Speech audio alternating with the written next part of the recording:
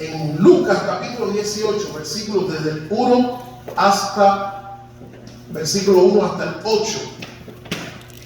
Y he querido titular la porción de la palabra de Dios que vamos a compartir de la siguiente manera: ¿por qué es necesario orar siempre? ¿Por qué es necesario orar siempre? Lucas 18, nos ponemos en pie por favor un momento. Dice la palabra de nuestro Señor así: también le refirió Jesús una parábola sobre la necesidad de orar siempre y no desmayar. Subraye eso en su Biblia si quiere. Diciendo: había en una ciudad un juez que ni temía a Dios ni respetaba a hombre. Había también en aquella ciudad una viuda, la cual venía a él diciendo: hazme justicia de mi adversario. Y él no quiso por algún tiempo, pero después de esto dijo dentro de sí: aunque ni temo a Dios ni tengo respeto a hombre, sin embargo, porque esta viuda me es molesta, le haré justicia, no sea que viniere de continuo me agote la paciencia. Y dijo el Señor: oíd lo que dijo el juez injusto. En otras palabras, presten atención a lo que dijo el juez injusto. No a lo que hizo, sino a lo que dijo. ¿Y acaso Dios no hará justicia a sus escogidos que claman a Él día y noche? ¿Se tardará en responderles? Os digo que pronto les hará justicia. Pero cuando venga el Hijo del Hombre, ¿hallará fe en la tierra? ¿Por qué es necesario orar siempre? Señor, gracias por ser un modelo para nosotros. No solo eres nuestro Salvador y Señor, también eres el modelo a seguir. Y tu vida, Jesús, fue un modelo de oración. Y en esta mañana, en esta tarde, nos reunimos y queremos hablar acerca de esta necesidad. Mucho más cuando sabemos que el fin, Señor, se nos acerca. Ayúdanos a ser constantes en la oración, como dice tu palabra. Y los que estamos aquí en esta tarde, despiértanos esa sed. Desafíanos a orar y a hacerlo siempre. Cristo Jesús. Amén.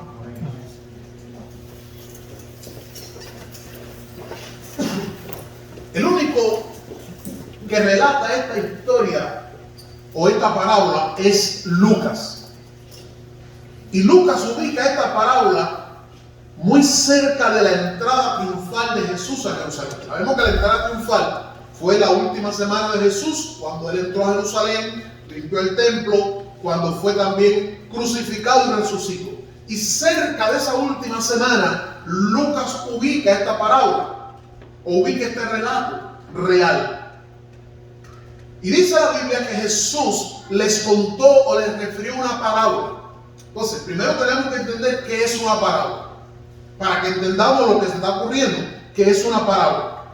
Una parábola es un relato tomado de la naturaleza o de la vida real humana, con el objetivo de transmitir una lección espiritual y en ocasiones moral también. O sea, es un relato tomado de la naturaleza, de los animales, de las plantas, o mayoritariamente de la vida, de la experiencia real humana. Y ese relato, que generalmente está basado en algo real, en un hecho real, no una historia que se le ocurrió, sino en un hecho real, es contado con el objetivo de transmitir una enseñanza, una lección espiritual. De manera que lo que Jesús está narrando es muy probable, casi por seguro, que ocurrió en la realidad. Y Jesús está contando esta historia para transmitir una enseñanza. Aunque en el pasaje hay muchas enseñanzas, pero hay una lección que Jesús quiere contar. Y es interesante que en las otras parábolas que leemos, Jesús cuenta la parábola y en ocasiones al final dice la enseñanza. Otras veces los discípulos se acercan para preguntarle qué quiere decir. Pero en esta parábola, Jesús, antes de contarla, dice cuál es el objetivo. O sea, les dice por qué la va a contar. De manera que Jesús no quiere que quede duda. No quiere que quede en el aire. Jesús quiere que sus oyentes, básicamente sus discípulos y otros más, Jesús quiere que ellos entiendan por qué está contando esta historia.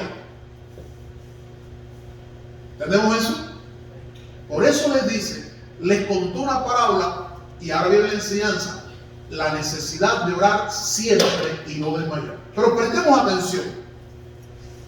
La Biblia no dice que les contó una parábola acerca de la necesidad de orar. ¿Es lo que dice? ¿Dice eso el pasaje? ¿Qué dice? Le contó una parábola sobre qué? La necesidad de orar siempre. De orar siempre y no desmayar. No es una parábola sobre la necesidad de orar, porque orar es una necesidad sobre la cual Jesús no tiene que desafiarnos. Orar es una necesidad del alma. Nuestra alma necesita orar. Nuestro espíritu necesita orar. Nuestro cuerpo necesita orar.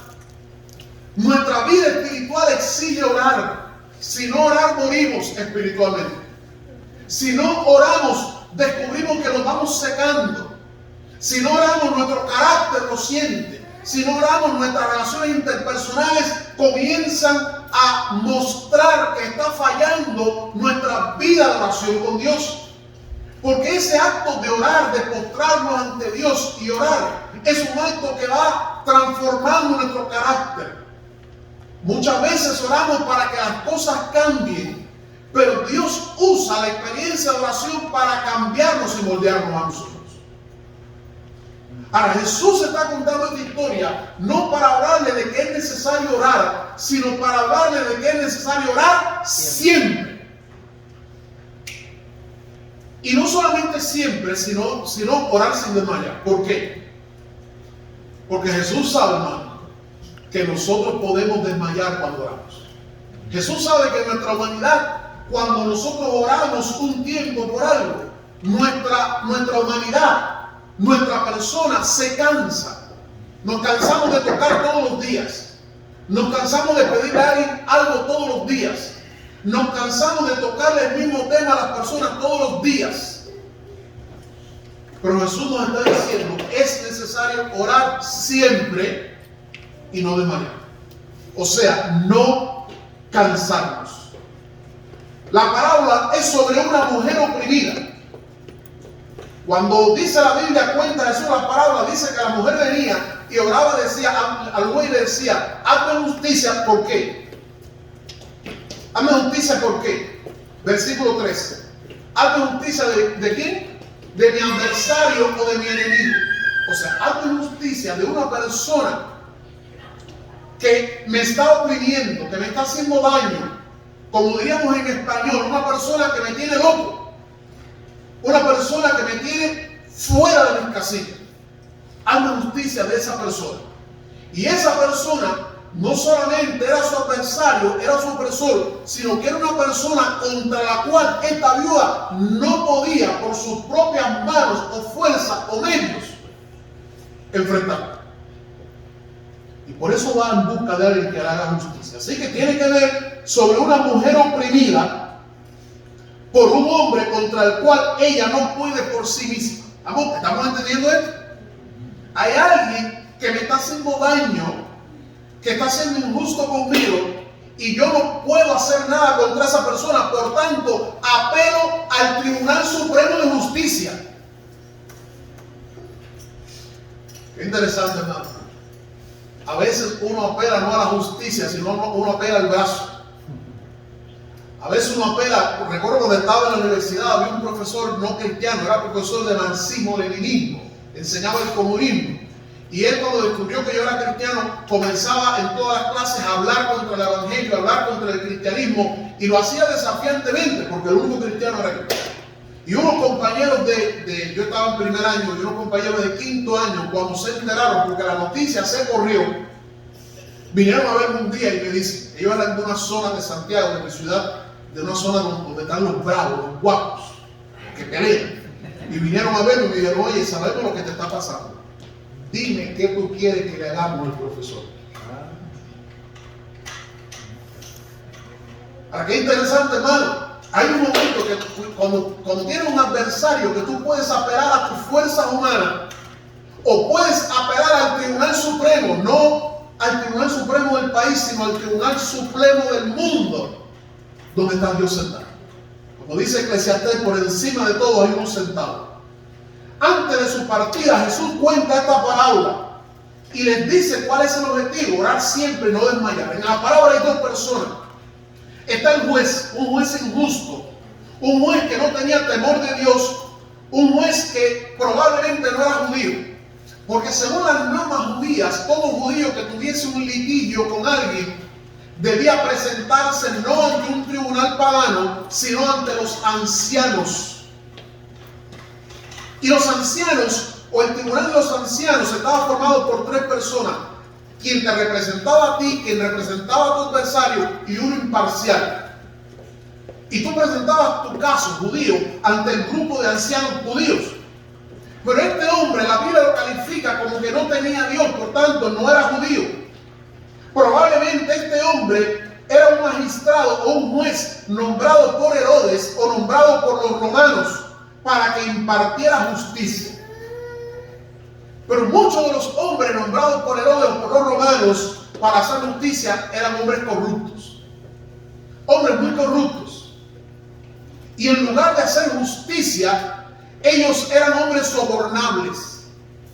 Eran hombres pagados. De manera que una persona como esta viuda, que era una viuda pobre, suponemos que era pobre, porque según recuerden cuando vimos eso en la selva, una mujer viuda, sin hijos, ¿cómo era mantenida? Muchas veces tenía que entregarse a la prostitución o venderse como esclava, porque una viuda era menos que cero en la sociedad. Así que ¿cómo esta mujer podría convencer al juez para que le hiciera justicia cuando ella no tenía dinero para sobornarle según las prácticas de entonces? Su caso estaba ¿cómo? Perdido. Su caso estaba perdido aún antes de comenzar. El versículo 2 nos dice que este hombre juzgaba sin importarle el criterio humano ni el criterio de Dios, porque dice no temía ni a Dios ni respetaba a los hombres. O sea, a él no le interesaba el criterio de Dios sobre la justicia, pero tampoco le interesaba el criterio de los hombres. Así que imagínense frente a quién esta mujer le está pidiendo justicia: a un hombre que no va a hacerle justicia. Pero aún así dice la Biblia que la mujer venía cuando todos los días, y todos los días venía. Esta viuda representaba el sector pobre, más pobre imaginado de la sociedad. Recuerden que 1 Timoteo 5, 3 y 9 habla del cuidado de las viudas. Éxodo 22, 22 y Santiago 1, 27 nos habla de la importancia de atender a las viudas, porque eran mujeres marginadas. A tal punto eran corrompidos los jueces, y este también en particular, que para garantizar la victoria tenían que pagarles, y el pueblo no le llamaba jueces de justicia, de administrar justicia, sino le llamaban jueces bandidos a estas personas. El versículo 13 en adelante dice, comienza a contar Jesús lo que pasó, y dice que vino una viuda. ¿Cuál era la razón para que la viuda viniera ante el juez continuamente? No se menciona el detalle de qué pasaba con su adversario, pero sí la Biblia dice que ella venía porque había alguien que le estaba agobiando, era su adversario. Ella tenía un litigio con esa persona, y dice la Biblia que ella venía constantemente, venía insistentemente. Ese es el punto que Jesús quiere resaltar y quiere que ellos entiendan. La mujer está viniendo continuamente para pedir que se le libre de su opresor, que se le libre de una injusticia, para pedir que se le libre de algo de lo cual ella no puede librarse. Y el primer día que viene el juez no le hace caso, y el segundo no le hace caso, y el tercero no le hace caso, y el hombre no le hace caso. Dice la Biblia, después de algún tiempo. ¿Cómo te sentirías tú si te presentas todos los días ante la misma autoridad y no te hace caso? Se activa un sentimiento de inferioridad, un complejo en nosotros, o se activa algo de violencia, porque no estamos creados para eso, para ser ignorados. Y era lo que estaba pasando precisamente con ella. Ella venía continuamente pidiendo justicia, pero no se le hacía justicia. Pero, y este es el punto que Jesús quiere resaltar, ella insistía. Por eso la parábola es sobre la necesidad de insistir siempre. y no desmayar. Esto es lo que Jesús quiere que guardemos: la insistencia y la perseverancia, sin desanimarnos y sin desfallecer. Por eso en la parábola sobre la necesidad de orar siempre. Dios, amados hermanos, no nos dará siempre lo que nosotros queremos. No nos dará siempre lo que nosotros pidamos insistentemente, porque Dios sabe que es lo mejor para nosotros. Pero orar insistentemente revela, en primer lugar, revela nuestro verdadero anhelo y nuestra verdadera necesidad. Cuando somos insistentes en algo, se está poniendo a prueba nuestra verdadera motivación. Si hay algo que usted anhela y desea, usted va a continuar pidiéndolo siempre. Si lo que usted tiene es un simple capricho, después de un no y un segundo no, usted se va a olvidar. De manera que el permitir, cuando Dios permite que oremos continuamente, Dios está probándonos para que nosotros comprendamos si lo que estamos pidiendo es algo realmente que anhelamos, es algo que necesitamos o es un capricho. Porque los caprichos pasarán, pero las necesidades permanecen. Segunda cosa, hermano, cuando nosotros oramos y el tiempo pasa y no hay respuesta de parte de Dios, hay algo que ocurre, y es que nuestro carácter comienza a fortalecerse, nuestra fe, nuestra esperanza crece. Crece, el carácter se va formando. Y lo voy a explicar de la siguiente manera. Nadie ve sus músculos crecer haciendo ejercicio una sola vez. Si tú quieres que tus músculos crezcan, necesitas sistematicidad. Hoy, mañana, pasado, continuamente. Y un día verás los resultados. El carácter nuestro como cristianos no crece ni se fortalece por venir un ratico en la presencia de Dios. Un día. Nuestro carácter crece y se fortalece cuando desarrollamos el hábito de continuamente presentarnos delante de Dios. Y algo más, hermano. Usted quiere criar un hijo malcriado, un potencial delincuente y un potencial preso. Dele todo lo que quiere y todo lo que pide. Y déselo a la primera vez. Ustedes saben que los niños son psicólogos sin ir a la escuela. Porque un niño viene y pide algo. Y cuando pide algo, mamá no se lo da. ¿Saben qué hace el niño? Llora. Mamá no se lo da. ¿Saben qué hace el niño? Comienza a patalear. Mamá no se lo da. ¿Saben qué hace el niño? Se tira al piso y sigue llorando. Cuando el niño descubre que ante un llanto la mamá, con tal de no ir el llanto, la mamá le da lo que quiere. Cuando un niño descubre que con tal de que mamá no lo vea patalear o tirarse al piso, le da lo que quiere, ¿saben qué hace? ¿Saben qué hace ese niño? Descubre cómo puedo lograr lo que quiero. Y él sabe, cada vez que llore, logro lo que quiero. Cada vez que pataleo, me tira al piso, logro lo que quiero. Así que a partir de ahora voy a usar ese método siempre. Cada vez que me digan no, me tiro al piso y pataleo. Pero ¿saben lo que está ocurriendo con ese niño? Está dejando de crecer, está dejando de madurar. Porque ese llorar y patalear por algo es un símbolo de inmadurez. Ahora, generalmente, cuando queremos ayudar a un niño, le enseñamos que no todo lo que quiere se le da. Y le enseñamos que no todo se le da cuando quiere. Dios, amados hermanos, usa la espera para formar nuestro carácter. Porque cuando nos presentamos delante de Dios continuamente a orar y orar por un mismo motivo, estamos creciendo en la paciencia, creciendo en la perseverancia, pero también estamos creciendo en la fe, porque mientras oramos y no vemos respuesta, pero seguimos orando y seguimos orando, le estamos diciendo al Señor: Señor, yo confío en ti y yo sé que eres Dios, y aunque tu respuesta se tardare, esperaré. Ahora, una de las inmadurez cristianas es: si Dios no me da lo que quiero, me voy de la iglesia. Si Dios no me da lo que quiero, me voy para otra iglesia. Si Dios no me da lo que quiero, me enredo en el pecado. ¿Por qué? Porque Dios tiene que darme lo que quiero. Porque tristemente hemos enseñado un concepto de un Dios mago como el de la lámpara de Aladino, que cada vez que queremos algo se lo pedimos y nos lo da. Un Dios que es mi siervo. Cuando el salmista dice, nosotros somos ovejas de su prado, nosotros somos sus siervos.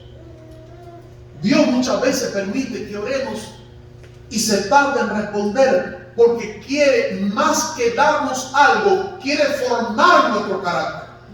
A Dios le interesa más nuestro carácter, que es para toda la vida, que algo que pueda darme que va a durar un momento. Y la paciencia de Dios contribuye a formar nuestro carácter. La disciplina de Dios hoy en día se está quitando la autoridad a los padres sobre los hijos. La disciplina a los hijos forma el carácter. Y Dios, amados hermanos, nos está diciendo en esta parábola que no siempre Él nos va a dar lo que queremos cuando queremos, porque a Él le interesa que seamos formados. La otra cosa, hermano, por la que a veces Dios tarda en respondernos, es por su paciencia para con nosotros y con otros también. Porque muchas veces una respuesta que Dios nos va a dar a nosotros, positiva, tiene que ver con la justicia sobre otra persona. Y Dios muchas veces quiere darnos lo que queremos, pero quiere tener misericordia de otros también. Y en cuarto lugar, Dios se tarda a veces en responder para que aprendamos a valorar lo que vamos a recibir. Porque cuando recibimos algo sin pelear por ello, no lo valoramos.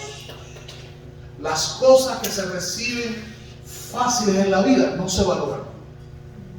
Pero cuando nosotros tenemos que trabajar por algo, pelear por algo, caminar por algo, sufrir por algo, el día que tenemos ese algo lo amamos y lo valoramos, lo cuidamos, y Dios quiere que valoremos eso que Él nos va a dar. Pero también Dios quiere que aprendamos a valorarlo más a Él que a lo que recibiremos de Él. Y muchas veces, como cristianos, estamos tan enfocados en lo que Dios me va a dar que nos olvidamos del Dios que va a dar. Y pensamos más en qué voy a recibir de Dios que en Dios mismo. Y déjeme decir, hermano, Dios es más que todo lo que pueda dar. Y si Dios no nos diera nada, como dijera Job, si Él me matara, yo le esperaré. Si Dios no nos diera nada, es suficiente con Dios. Porque Dios es todo lo que necesitamos. Y recuerda, hermano, que el día que nos toque morir, porque todos vamos a morir, el día que nos toque morir, allí donde moramos se queda nuestra tarjeta de crédito, nuestros bienes materiales, todo lo que hemos conquistado se queda. Y lo único que nos llevaremos es a Dios si le hemos permitido venir en nuestra vida. Por eso dice el salmista, ese Dios nuestro es Dios eternamente y para siempre. Y escucha lo que dice, precioso. Esa es la garantía de que podemos morir en paz cuando estamos en Cristo. Dice, Él nos guiará aún más allá de la muerte. Amén. No importa si no recibimos nada en esta vida, si tenemos a Dios, lo tenemos todo. Amén. Absolutamente todo. Dice la Biblia, la necesidad de orar siempre y no desmayar. ¿Qué significa desmayar? ¿Qué es desmayar? Desmayar es falta de ánimo. Nos desmayamos cuando se nos falta el ánimo, cuando nos falta el aliento, cuando nos falta la fuerza y caemos y no podemos seguir adelante. Eso es desmayar. Cuando estás imposibilitado, desmayar. Cuando estás desmayado no estás muerto, pero careces de las fuerzas, del ánimo y la vitalidad para continuar adelante. Y Jesús nos está diciendo, es importante que oremos sin quedarnos en el camino. Por tanto, una de las cosas que necesitamos para no desmayar es el ánimo. Es tener ánimo. En el libro de Nehemías, capítulo número 4, dice la Biblia que cuando estaban construyendo el muro, dice la Biblia, lo construyeron hasta la mitad, porque el pueblo tuvo ánimo, porque el pueblo tuvo aliento, porque el pueblo tuvo fuerza. Ánimo es fuerza para emprender algo. Repito, ánimo es fuerza interna para emprender algo. Es fuerza que viene de dentro y que define nuestro actuar. Tú puedes tenerlo todo y si no tienes ánimo no vas a hacer nada. Usted nunca se ha levantado por la mañana, tiene el carro, el auto lleno de combustible, sabe que tiene que ir a hacer un trabajo y por ese trabajo le van a pagar en el día $5,000. Sabe que tiene responsabilidades, sabe que hay muchas cosas buenas, pero usted se levanta y dice, no tengo ánimo. No importa todo lo que haya que hacer y todo lo que tengo, no tengo ánimo, porque el ánimo define lo que vamos a hacer. El ánimo define lo que vamos a hacer. Jesús dice, es importante que oremos siempre sin desmayar, o sea, sin desanimarnos, o sea, que oremos siempre, pero que tengamos esa fuerza interna que nos dice que cuando vamos a desfallecer o vamos a parar de orar, decimos, seguiré, continuaré, oraré un día más. Lo haré un día más. ¿Por qué es necesario orar siempre sin desmayar? ¿Por qué? Porque Jesús les dice, es necesario orar siempre sin desmayar. Y voy a darle dos respuestas que encuentro aquí. Número uno, es necesario orar siempre sin desmayar o sin desfallecer, porque Dios hará justicia en su tiempo. Porque Dios hará justicia en su tiempo. Mi tiempo no es el tiempo de Dios. Nuestro tiempo no es el tiempo de Dios. Para Dios un día es como 1000 años. 1000 años es como un día. A veces nosotros creemos que ya no vamos más y que el tiempo terminó, pero Dios continúa. Si usted recuerda, dice la Biblia, que cuando Marta y María mandaron a buscar a Jesús, le dijeron, he aquí el que tú amas está enfermo. Y Jesús se quedó unos días más. Y después le dijeron, ya no está enfermo, es que murió. Y Jesús dice, nuestro amigo Lázaro duerme, vamos a despertarlo. Para Marta y María, cuando Jesús llegó, le dijeron, Marta y María le dijeron a Jesús, se murió. En otras palabras, ya no hay tiempo. Pero Jesús le está diciendo, para ustedes no hay tiempo, pero sí lo hay para mí. Cuando ya no hay tiempo para nosotros, lo hay para Dios. Cuando creemos que ya no hay oportunidades, Dios da una. Cuando creemos que las puertas se cerraron, Dios las abre. Porque Dios tiene su tiempo para hacer todas las cosas.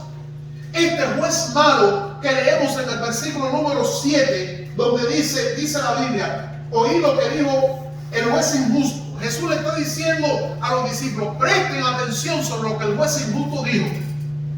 No presten atención sobre lo que él hizo, sino presten atención de lo que él dijo. Verso 7. ¿Acaso no hará justicia a Dios a sus escogidos que claman a él día y noche? Este juez no es un tipo de Dios, solo es comparado con Dios en cuanto a la capacidad de hacer justicia. O sea, ¿en qué se parece este juez a Dios? En que los dos están para hacer justicia, en que los dos están para definir, en que los dos están para escuchar al necesitado que viene y responder. Justicia, hacer justicia es hacer lo correcto. ¿Qué era lo que esta mujer quería? Háganme justicia, o sea, líbrenme del que me está oprimiendo. ¿Estamos entendiendo? Líbrenme del que me está oprimiendo. Eso es todo lo que ella quería. Y esa era la justicia. Dice la Biblia, Jesús, Dios hará justicia a sus escogidos. Dios hará justicia a sus escogidos. ¿Qué significa?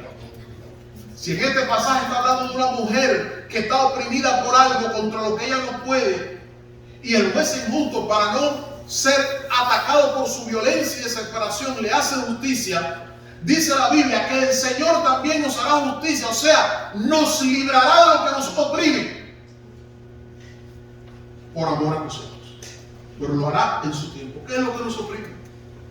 ¿Qué es aquello de lo que necesitamos justicia? Dios lo sabe y en su tiempo Él actuará. Pero el pasaje dice, hará justicia ¿a quién? A los escogidos.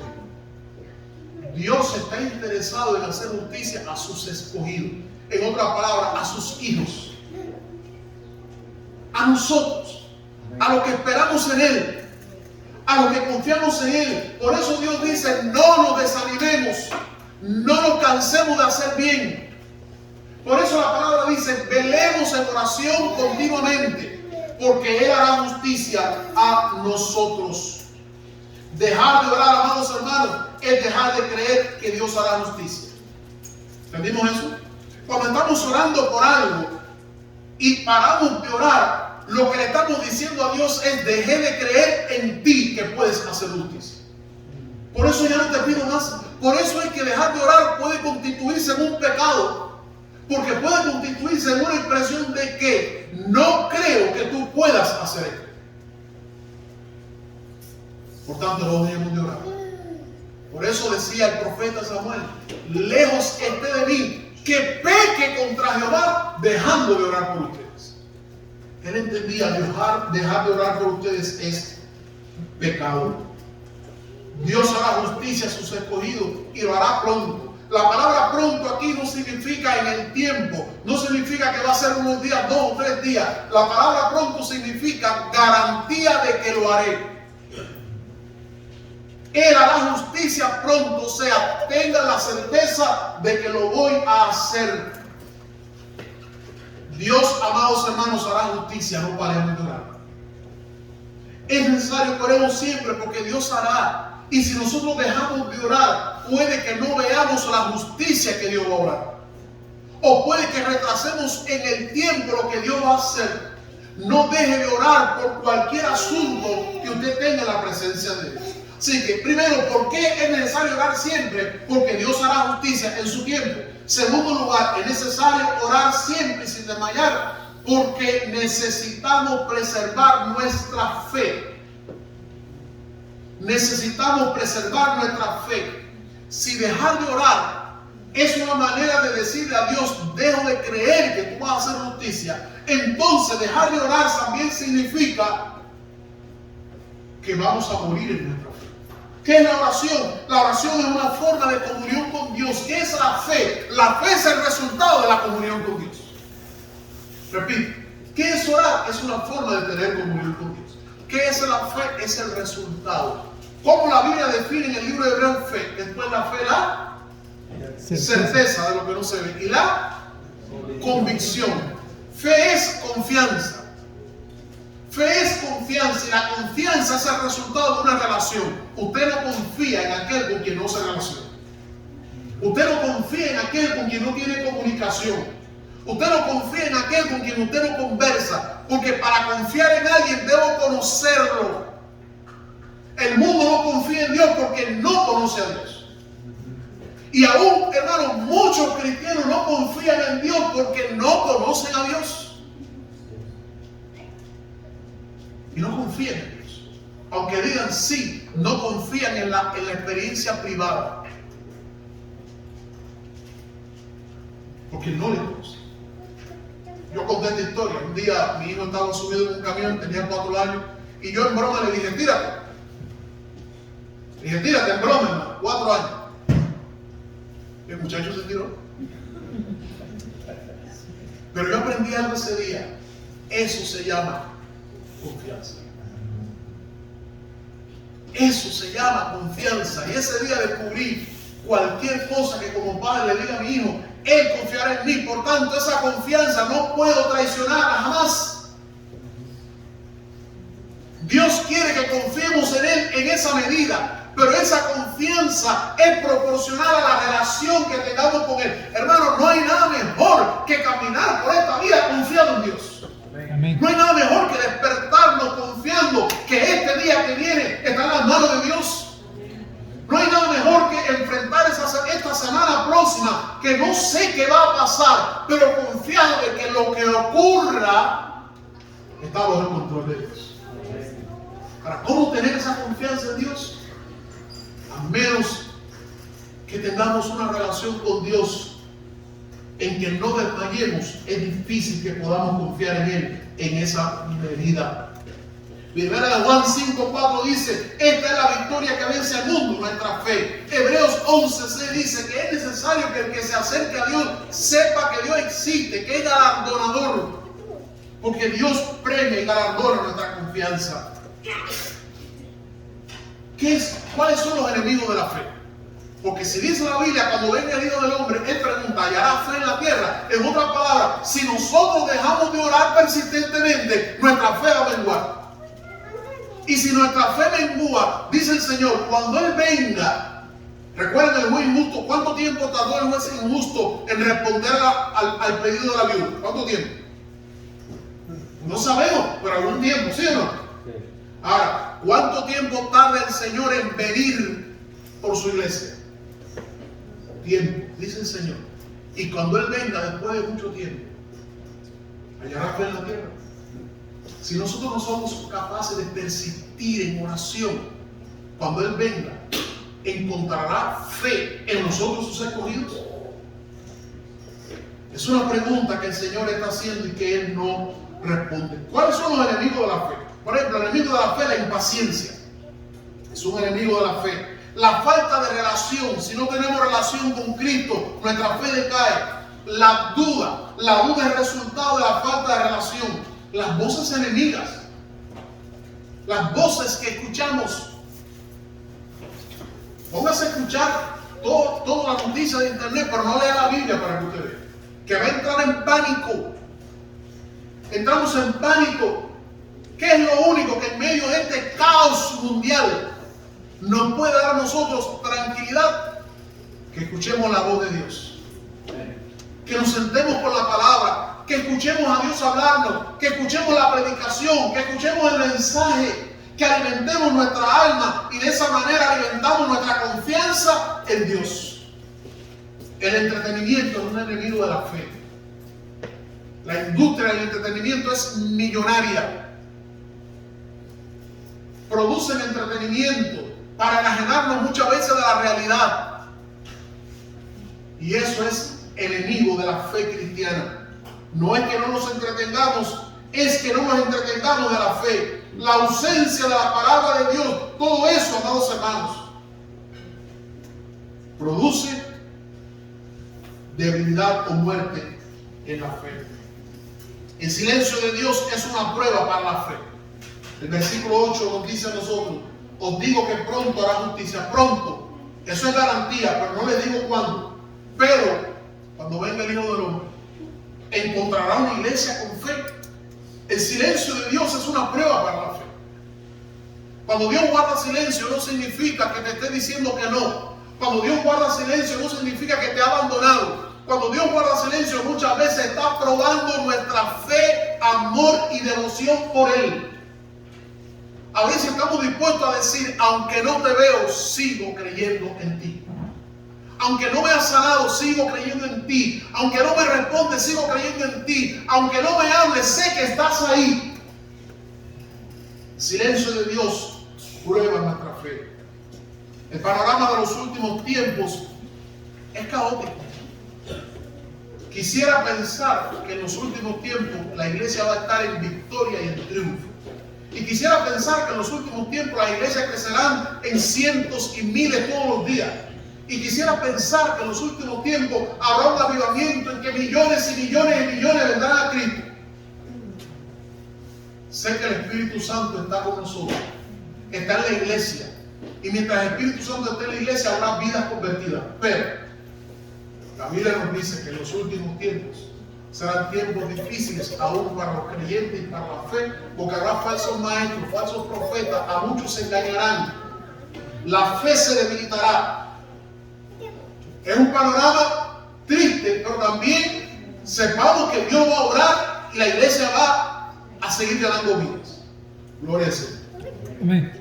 Pero en medio de eso dice el Señor: a causa de la falta de perseverancia, cuando venga el Hijo del Hombre, ¿le hará fe en la tierra? Y eso está vinculado a la necesidad de orar y orar siempre. A menos que seamos constantes y perseverantes en la oración, nuestra fe corre peligro. Lucas 22:40, el Señor le dice a los discípulos: velad y orad para que no entréis en tentación. Y la frase es: para que no te metas, no seas absorbido por la tentación. La tentación siempre va a estar, pero velemos y oremos para que la tentación no nos envuelva, porque a todos nos persigue. Primera Tesalonicenses 5, 16 al 18 dice, orad sin cesar. Es el mismo espíritu. Primera de Reyes 18, 41 al 45, termino con esta experiencia. Había una sequía muy grande. Una sequía grande. Ustedes recuerdan, Elías estaba ministrando, no llovía sobre la tierra. Los arroyos se secaron. Y en medio de esa sequía, el profeta tiene una palabra de Dios y le dice acá, prepara tu carro y vete, porque la lluvia viene. Ando bien, la lluvia viene. Y le dice Elías a su siervo, ve al monte y dime qué ves. Y el siervo va al monte una vez y regresa y dice, no veo nada. Y Elías le dice, vuelve. Y el siervo va por segunda vez y le dice, no veo nada. Y vuelve. ¿Saben cuántas veces fue el siervo? ¿Alguien sabe? 7 veces. Y a la 7ª vez, el siervo va cuando regresa, le dice a Elías, ¿qué ves? Y dice el siervo, veo una nube del tamaño de una palma de una mano. Elías, es una nube chiquitica. A la 7ª vez, orad sin cesar. El mensaje de Adán fue, ve y zambúllete en el Jordán. ¿Cuántas veces?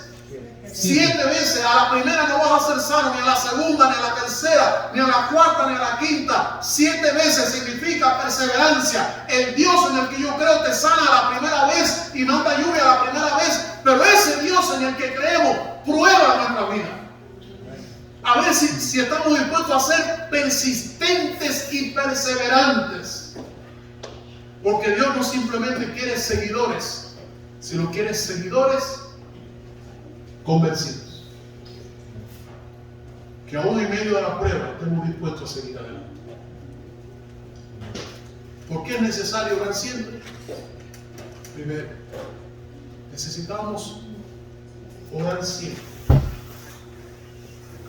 Y no desmayar. Porque Dios en su tiempo hará justicia. No tengas temor.